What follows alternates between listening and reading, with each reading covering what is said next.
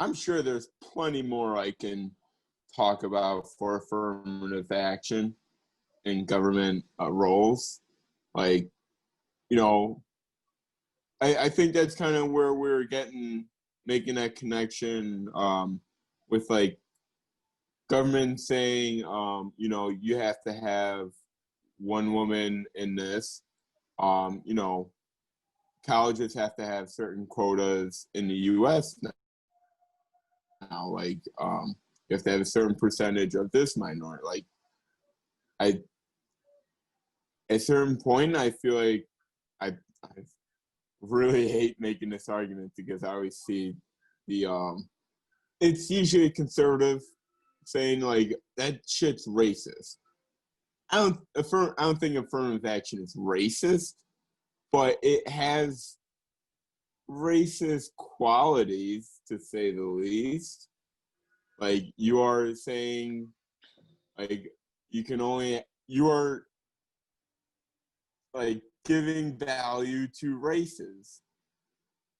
Like, you have, like, you know, and it's kind of racist. Like, I would kind of say, like, you know, if you're saying we have to help out a certain group, like, you know, if I'm in that group and I'm, you know, grew up normal, like, you know, unless I need the help, I don't need your extra help. Like, you know, you know what? I'm trying to what? Kind of like helping a guy in a wheelchair. You know, if it's common courtesy, but the guy's probably going to tell you to fuck off and say he could do it himself. I open doors every day of my life. Why are you helping me? Right. It goes back to the idea, right? Is that you're forcing somebody to choose. Well, even the idea of race is dumb in itself, because like, what does that even mean?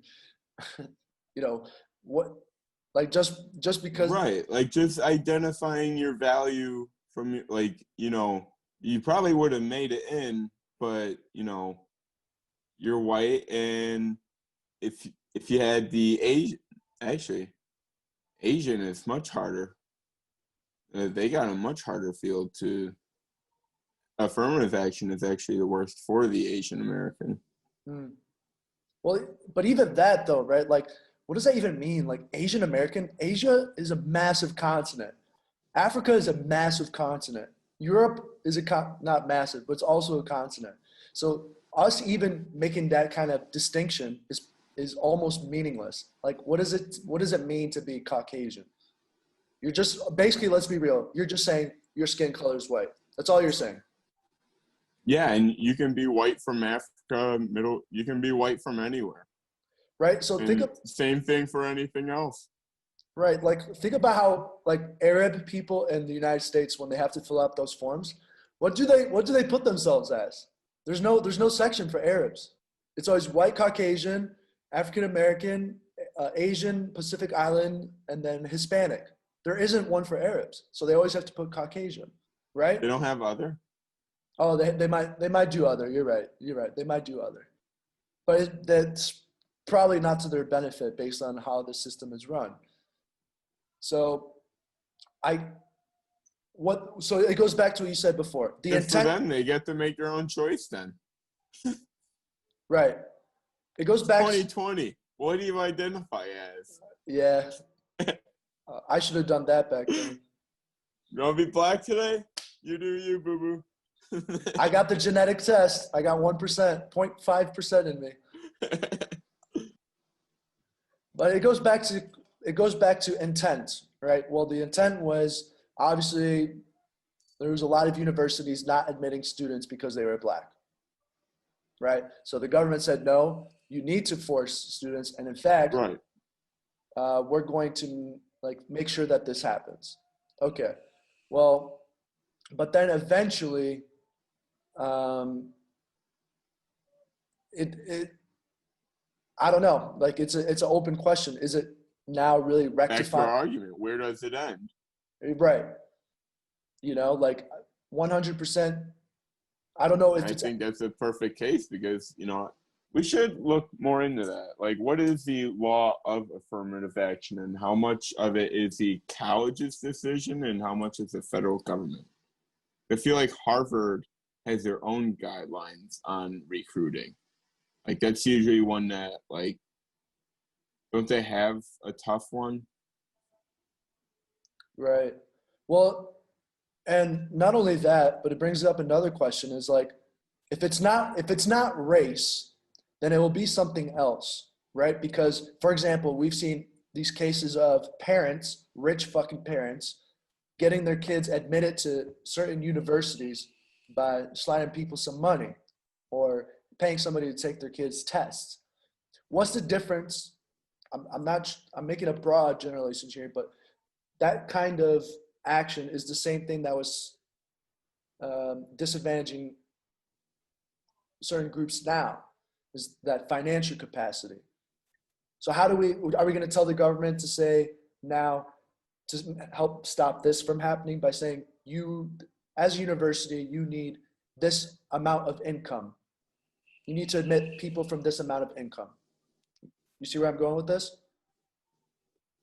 Or no? Yeah, and I think that would be still kind of overreaching on, like, overstepping your boundaries of power. I think that would be a better route to go than race. Right, right. Because there are wealthy people of all races and colors. Like, just because you're rich, and I don't know. It's tough because you can look at it through so many lenses, right? Because back in the day, they didn't admit people because they were black. That doesn't happen now, or as often, some people would argue. So, like, where is that? We need to relook at it. We need to update it, I think. And I'm sure there are colleges with that bias.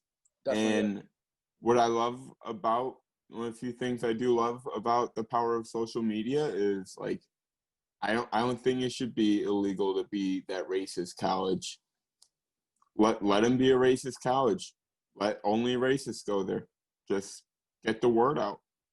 Let them be who they want to be. Right. Like, what's a fucking crazy people church on the East Coast? Westboro Baptist Church. Yes, thank you for remembering. I was nowhere near close of remembering that. Westboro Baptist Church. I don't think they should be outlawed. I think that this is what happens when you sniff too much paint, kids. That's why we don't use lead paint in the house. And to be fair, the last point I'll say about that is you're right in that, because I think there's no question that disproportionately there's a higher percentage of African Americans that are lower income than maybe other groups of people. So I think that kind of distinction could actually help them more than not, right? Because you're actually targeting the African American community that is low income, as opposed to this broad generalization of maybe there are certain communities now that are better, doing much better than they were before.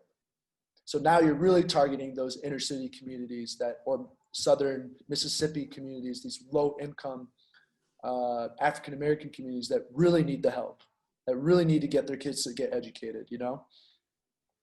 Right. So, like, I can get behind, like, a government mandate saying, like, you have to have 20% of your student body there from a lower income family on, like, university paid tuition assistance, not based on race. Because, like, if you're saying 20% has to be African American and you have to be helping with their tuition, what is it to help people if you have well off, like, You got black people from Schaumburg taking that rather than people in the inner city of Chicago. Right. Like, you think the kids growing up in suburb of Schaumburg needs that break more than a kid and trying to get out of fucking war zone? Right. It's where like the good intentions don't always mean good policy. Right. And sometimes you just need to update policy because I think at its advent, like affirmative action was Yeah, definitely with the needed. times. Affirmative action was definitely needed when it first started. Yeah. No question. But now things have changed, and that good intent doesn't mean good policy anymore. Hell, before affirmative action, the National Guard was needed. Yeah. Yeah. Thank you. Was that Mississippi or Alabama? I don't even know. It was Alabama because in Forrest Gump, he was in Alabama. Boom.